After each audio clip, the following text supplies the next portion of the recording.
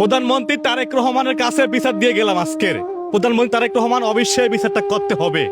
Class 8 পড়ুয়া মাহিয়া মাহিকে এই জঙ্গলে এনে দুনিয়া থেকে বিদায় করে দিয়েছেন। তাকে তো করা হয়েছে এই জঙ্গলে এনে। আমি এখন সেই জায়গায় আছি, দেখতে পাচ্ছেন এটাই সেই জঙ্গল, এবং এখানে কিন্তু আপনার মারিয়া মাহিকে একটা খড়ে রাখা হয়েছে, এখানে ঝুলে রাখা হয়েছে একটা খণ্ড। আজকের ভিডিওটি সবাই শেয়ার করে দেন। ক্লাস 8 পড়ুয়া একটা মেয়ে, তার বয়সে কতটুক, তাকে এনে এই দুনিয়া থেকে বিদায় করে দিয়েছে। আজকের ভিডিওটি সবাই শেয়ার করে দেন। এখানে কিন্তু অনেকে আছে। আচ্ছা, আপনারা কি এই এলাকার মানুষ? আপনার এই এলাকার? হ্যাঁ। আপনারা কি দেখতে পেয়েছেন এখানে এসে?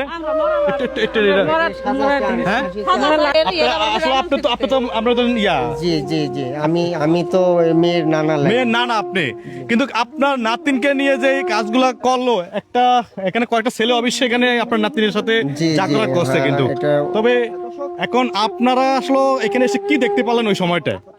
আমরা অ্যাকচুয়ালি ওই সময়টা আমি ছিলাম না, মানে যা এর যে বডিটাকে যেভাবে ক্ষত বিক্ষত করছে, এটার জন্য মানে পুরা জাতিটা মানে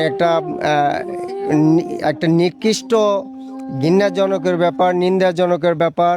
মানে এটা যেন ভবিষ্যতে কোনো মানুষ রূপের মানুষের যেন না হয়। আর এটাই সরকারের কাছে আমি আকুল আবেদন জানাই। বা এর সরকার গণতন্ত্র সরকার, এই সরকার সে একজন গণতন্ত্র বিশ্বাস করে এই রাষ্ট্র পরিচালনা করতেছে, তার আত্মবিশ্বাসে আমরা গর্বিত।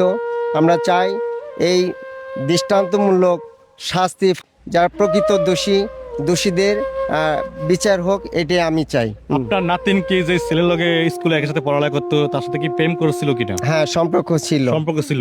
কিন্তু প্রেমের ফাঁদে ফেলে আজকে আপনার নাতিনকে সে দুনিয়া থেকে বিদায় করে দিয়েছে। দুনিয়া থেকে বিদায় করছে। এটা এক শ্রেণীর মাদকের সাথে জড়িত লোক।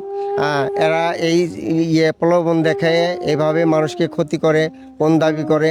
মানে এই শ্রেণীর লোকদের যেন এই সমাজের বুকে যেন আর তৈরি না হয়, এটাই আমি আশা রাখি। আচ্ছা, আপনার নাতিনের একটা দেহ ছিল এখানে নাকি? জি, এখানে ঝুলেছিল, এটা ঝুলানো ছিল। দর্শক আপনি দেখতে পাচ্ছেন যে জায়গাটি, এখানে যে গাছটা দেখতে পাচ্ছেন, এই গাছের সাথে কিন্তু একটা অর্ধেক দেহ ছিল, আর বাকি অংশ ছিল আপনার ওই সাইডে, ওইদিকে ছিল। ওই যে লোকটা দাঁড়িয়ে আছে দেখতে পাচ্ছেন, ওখানে দাঁড়িয়ে একটা অংশ ছিল। কিন্তু এটা একটা গভীর জঙ্গল। এই জঙ্গলে আসলে কেউ কাউরে দেখতে পায় না। আর আমি সেই জঙ্গলে এখন আছি, নির্জন একটা এলাকা। এই জঙ্গলে কিন্তু একটা মেয়েকে এনে কয়েকটা পুরুষ মিলে যা করার করে এই দুনিয়া থেকে বিদায় করে দিয়েছেন। কিন্তু এটার বিচার কি হবে এই বাংলার জমিনে? আমরা চাচ্ছি যাতে এই ধরনের ঘটনা আমাদের না ঘটতে পারে।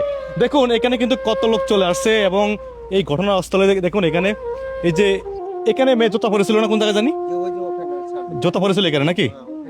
জুতা পরেছিল এখানে, আর এখানে ছিল একটা অংশ ছিল। কিন্তু এই যে আপনার নাতিনকে নিয়ে যে কাজটা করা হয়েছে, এখন আপনার নাতিন এই দুনিয়া থেকে চলে গেছে, কিন্তু আরো তো ঘটনা ঘটতে পারে আমার দেশে এরকম। আসলে আপনার কি বলার আছে বাংলাদেশ সরকারের কাছে? আমি বাংলাদেশ সরকারের কাছে একটাই আমার আকুল আবেদন, মানে বাংলাদেশের জাতি যেন এমন আশা প্রত্যাশা না করে, বা ওদের ভবিষ্যতে যেন এই ধরনের অকৃতি ঘটনা যেন না ঘটে, বা এই যুব সমাজ যেন এই যে মাদকের থেকে যেন এরা করে নির্মূল করে, যাতে দেশটাকে সুপরিচিত ভাবে পরিচালনা করতে পারে, সেটাই আমি নীতি আদর্শটাই আমি টিকায় রাখার জন্য আমি সরকারকে আকুল আবেদন জানাই। জি ভাই, একটু আসবেন এখানে, কি বলছেন আপনি দেখাচ্ছেন আমাদেরকে একটু। এখানে দেখা যাচ্ছে বলে কি পরে আছে, আমরা দেখবো দর্শক। এখানে কি পরে আছে আপনারা দেখতে পাচ্ছেন। এখানে কিন্তু মেয়ের যতটুকু মনে হচ্ছে সেটা মেয়ের ইয়াটা মেয়ের সালোয়ার, মানে যে সালোয়ার পরেছিল, এখানে মেয়ের সালোয়ারটা পরে আছে।